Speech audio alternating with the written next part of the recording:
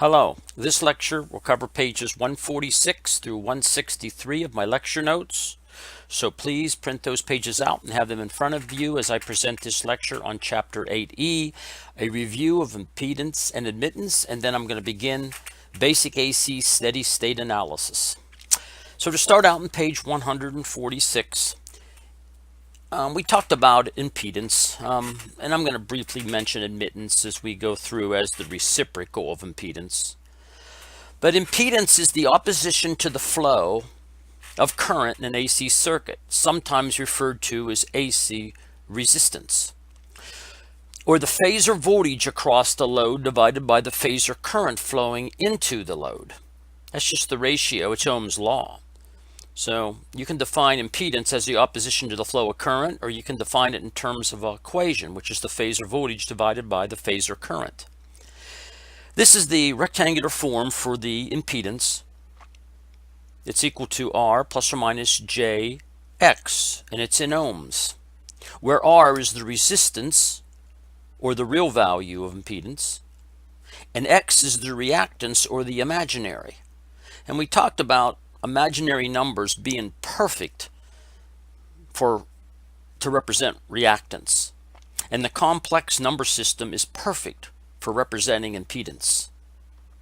As discussed before, reactance can be inductive or capacitive. So let's look at inductive reactance. Inductive reactance is equal to X sub L, which is equal to omega L in ohms. If you take a look at that, you can see that X sub L is proportional to the frequency times L. So let's just look at this. The inductive reactance, or the AC resistance of an inductor, as frequency goes up, that resistance, that reactance goes up. As the inductor gets larger, that reactance goes up. It's directly proportional. So the higher the frequency, the more inductive reactance you're going to have in a circuit. Substituting 2 pi f for omega, you get also X sub L is equal to 2 pi FL in ohms. So for inductive reactance, X sub L, the phasor, is equal to JX sub L, which is equal to J omega L, which can be shown as J times 2 pi FL ohms. And in the polar form, it's 2 pi FL at an angle of 90 degrees. That J is just representing 90 degrees, that's all. Capacitive reactance, we know X sub C is equal to 1 over omega C in ohms. So you can look at this and say, well, capacitive reactance is proportional to 1 over the frequency times the capacitance. So as frequency gets higher and higher and higher, or as the capacitance gets larger and larger and larger, that capacitive reactance gets smaller. It's inversely proportional to these values. You're going to see that in an example in a minute. So here's the equation. X sub C is equal to 1 over 2 pi FC, which is equal to 1 over omega C. And for capacitive reactance, here's complete expressions down here you can look through. It's the same equations I have up at the top. AC Ohm's law. The voltage is equal to the impedance times the current, or the impedance is equal to the voltage over the current. These are all phasors. So I broke them out in terms of their magnitudes and their angles. And you can see the magnitude is V over I, and the voltage, or the phase associated with the impedance, is phi sub V minus phi sub I. You bring the phi sub I up. We talked about that. So if you take a look at the impedance is simply equal to the magnitude of the impedance, V over I, at a phase angle associated with the impedance. The phase angle, which is phi sub V minus phi sub I, is always phi sub Z. So if you ever want to find the angle associated with the impedance, just take phi sub V and always subtract phi sub I. You'll always get phi sub Z. And why is that important? Because remember, I told you that when you get that angle, and that angle appears in the first quadrant, it's an inductive circuit. If that angle appears in the fourth quadrant, it's a capacitive circuit. That's the importance of the impedance angle, phi sub Z. And that's all I'm showing you here. You can always find phi sub z through this equation. So phase angle, phi sub z is always equal to phi sub v minus phi sub I. If the angle's between 0 and 90 degrees, it's an RL circuit. If the angle's between 0 and minus 90 degrees, it's an RC circuit. For pure resistance, R is purely real. R at an angle 0. For a purely inductive reactive, it's at 90 degrees. For capacitive, it's at minus 90 degrees. So there's the expression for the impedance. We talked about it before. And in passing, the admittance is simply, if they ever talk about admittance, it's just the reciprocal of the impedance. Just like the conductance was the reciprocal of resistance. The admittance is the reciprocal of impedance. That's all. There's your impedance diagram we talked about before, showing the real axis, showing the Jx sub L, and the minus J, which is X sub C. For individual elements, this is what I just talked about here. I showed the polar form and rectangular form for each one. You should just look that over and compare it to what we have up here.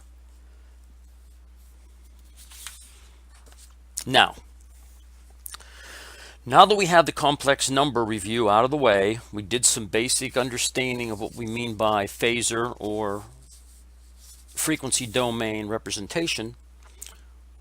We can work on basic AC steady state analysis. Now, when solving problems in AC circuits with pure sinusoids, you use the same tools that were used to solve problems in DC circuits. Ohm's law, KVL, KCL, the voltage divider rule, series circuit resistance rules, the current divider rule, and parallel circuit resistance rules, nodal analysis, loop analysis, superposition, Thevenin's theorem, and Norton's theorem. The only difference is R is replaced by the phasor impedance, Z. V is replaced by the phasor voltage, V. I is replaced by the phasor current, I. All math is done with complex numbers in phasor form, either polar or rectangular. And just remember, if you're adding or subtracting these phasors, you want to do it in rectangular form. If you're multiplying or dividing, which you're going to have to when you do some of these things, you should do it in polar form. It's a lot easier. Now we just have to work many problems. Now, if you think working these problems is difficult, you ought to try doing these problems in the time domain with all those differential equations. It's a nightmare. Or you ought to try doing it with graphing techniques, which is very tedious and dependent upon the graphing accuracy. Because by far, the easier and much more accurate method is to use these phasor techniques I'm going to show you. So here's an example problem that I want you to take a quick look at on page 150. I want you to, for the frequency equals 60 hertz, and via t, the forcing function is 50 times the cosine of omega t plus 30 degrees. I want you to find representation for the current in the time domain. So the solution is, the first thing you have to do is use that frequency to get omega. And the reason you have to get omega is because I don't give you resistance up here. I give you the inductance. So you have to find X sub L. Here's your resistance. You have to find X sub L, the inductive reactance, using the 20 millihenries, and you have to find the capacitive reactance using the 50 microfarad, and you have the equations for that. So you work through here, and I look at the equation for the total resistance. I plug in the values. I get my equation for the total impedance. I plug in the values of omega and L and C. I get my total impedance of the circuit in rectangular form. That leads to the polar form. Why do I get it in polar form? So I can make the division to get the current. I get the current in the frequency domain. And then my final answer here. I of t. And I want you to note here, there's I of t. I gave you V of t up here. And I want you to notice that I leads V by 61.22 degrees. So the phase angle for the impedance is 61.22 degrees.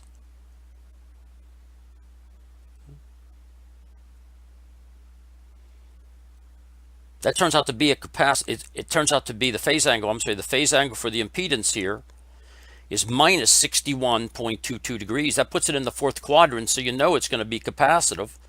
That's because this capacitive reactance swamps out the inductive reactance. Where do you see that at? You see that right here. You see that right here. The capacitive reactance is larger than the inductive reactance. That's why you get a negative value. That's puts it in the fourth quadrant. In the fourth quadrant, you know it's going to be capacitive.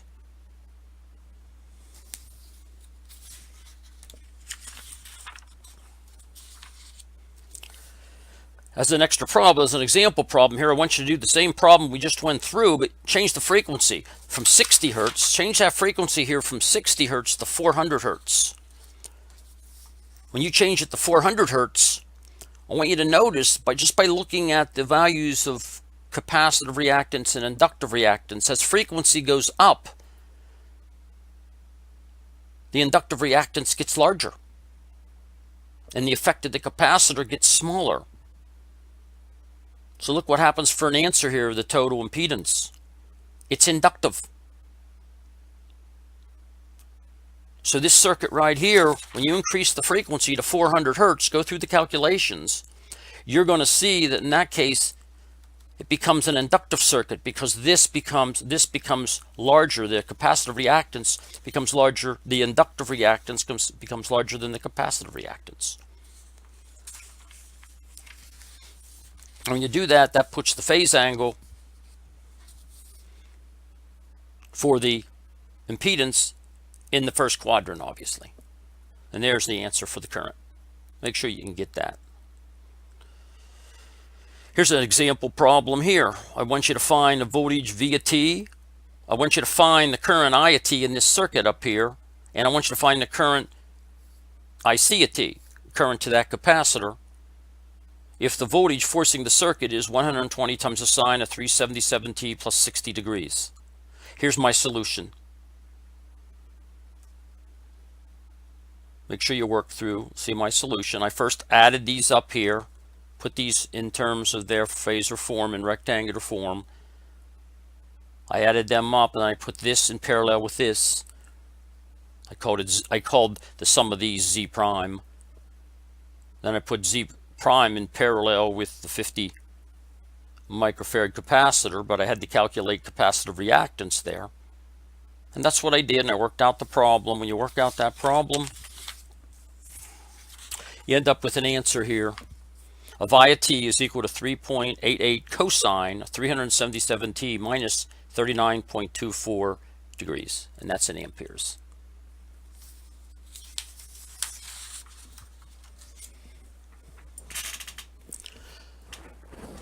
Here's another example problem. I want you to find the total Z looking into that circuit. Notice I gave you capacitive reactance and inductive reactances here. So you don't have to use omega. You can just actually use these values. I want you to go through and looking in here. You're going to see this in series with this in series with this, those two in parallel. Then you're going to add these two. And when you're done, you should get 10 ohms. And what that's telling you is this circuit, looking in from out here, looks like just a 10 ohm resistor. Make sure you can do that math.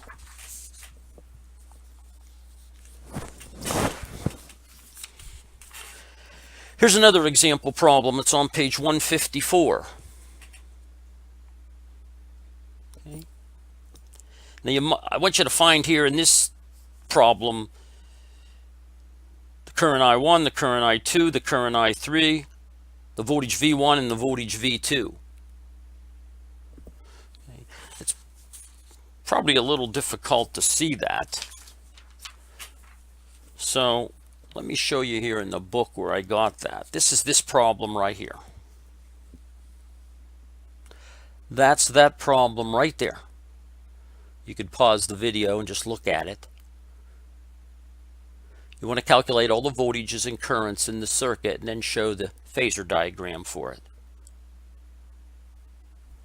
Well, they went through that and they worked it out. I can show you the solution to it. Here's the solution.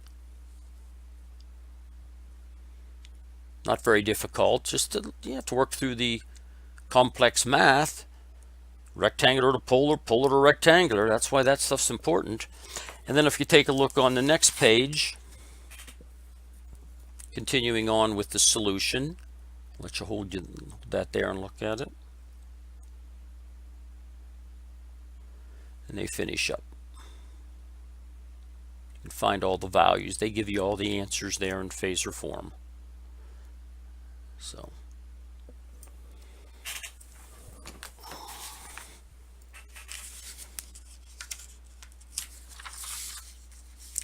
there's an example problem E814. That's this problem right here. I gave you partial solutions to it here, but you could look at that on page 155. There's the partial solution to the problem, but it's just this. It's this problem right here. Right there. And they give you the answer. And here's two more problems, just to give you exercises with answers.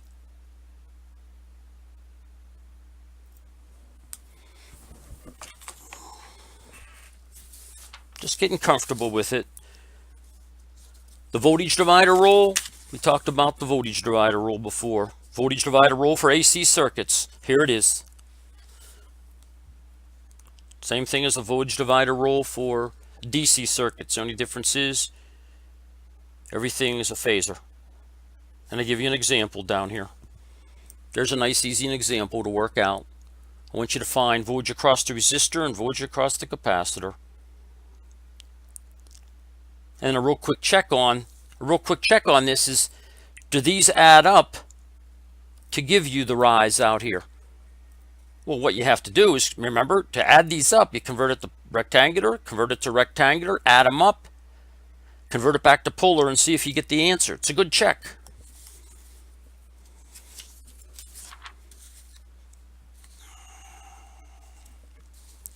In this previous problem right here, I want you to calculate the current I.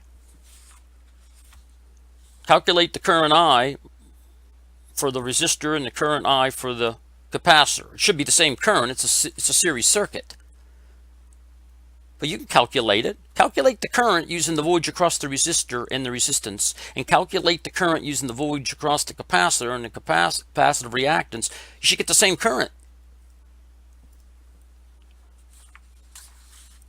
And then draw the phasor diagram and show on this phasor diagram the current in the resistor, the current flowing through the resistor, the current flowing to the capacitor, the voltage across the resistor, voltage across the capacitor. Show all four of these parameters here.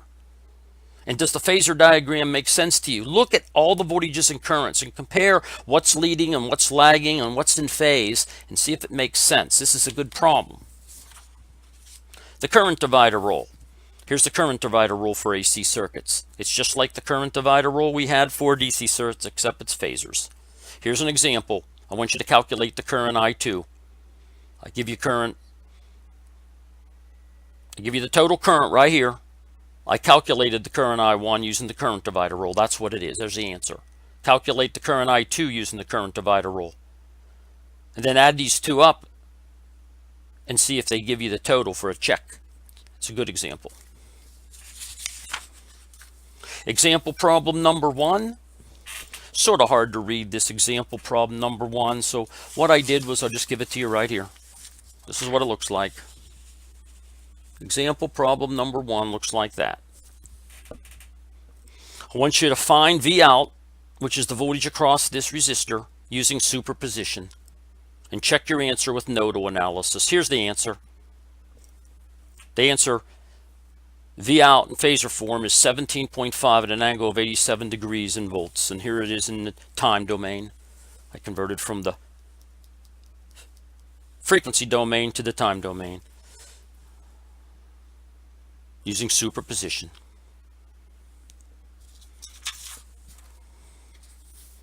And here I have the step-by-step procedure to solve that using superposition. There's the step-by-step procedure. That's how we solved it to get the answer. Example problem number 2 looks like this. It's on page 161, maybe a little difficult to see. It looks like that. There's example problem number 2. I want you to find V out here using superposition and check your answer with nodal analysis. Here's the answer in the frequency domain. Here's the answer in the time domain. The solution to that using superposition is right there. That's how we work that out. You stop the video and check it out. And continuing on with the last problem, problem number 3. Again, a little difficult to see, but I redrew it. Here it is.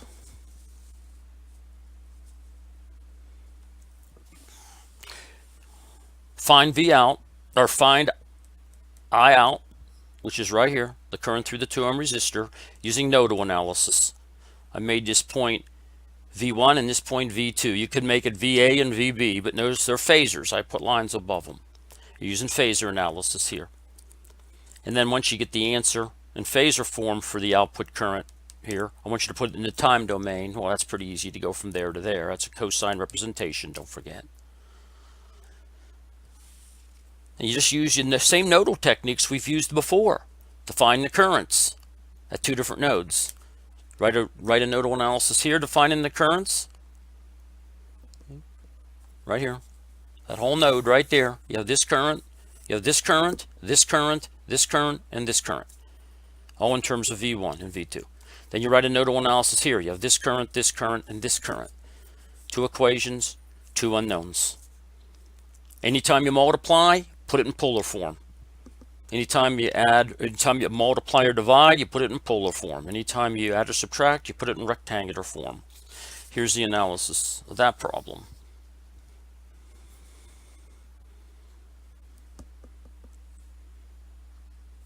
They use nodal analysis here, pretty close to what I showed you before, but you might just want to go ahead and do it based on what I've told you, just like the way you've done the other nodal analysis problems, except you're using phasors. And there it finalizes. And we get that answer. 2. The output current is 2 at an angle of minus 36.87 amperes. Then you can convert it to the time domain. You can see it just takes a little bit of time working through the complex math, but it's no special math. And it's definitely the easiest, most accurate way of doing it. Phasors. Now, what we do in the next lecture is we just continue on with finalizing this chapter, and I'm going to show you how to do AC nodal and loop analysis. I already gave you a couple assignments on these last 2 problems using nodal, but you could see here from this, on this problem right here using nodal analysis,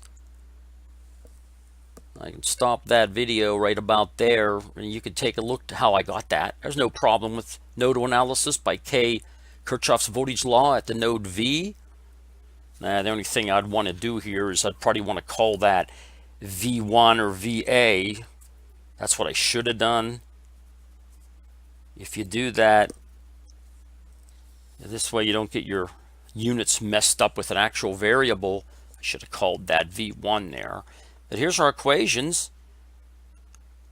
My least common denominator was a J4. I just multiply everything through by a J4. J4 times this, J4 times that, J4 times that. And I get this.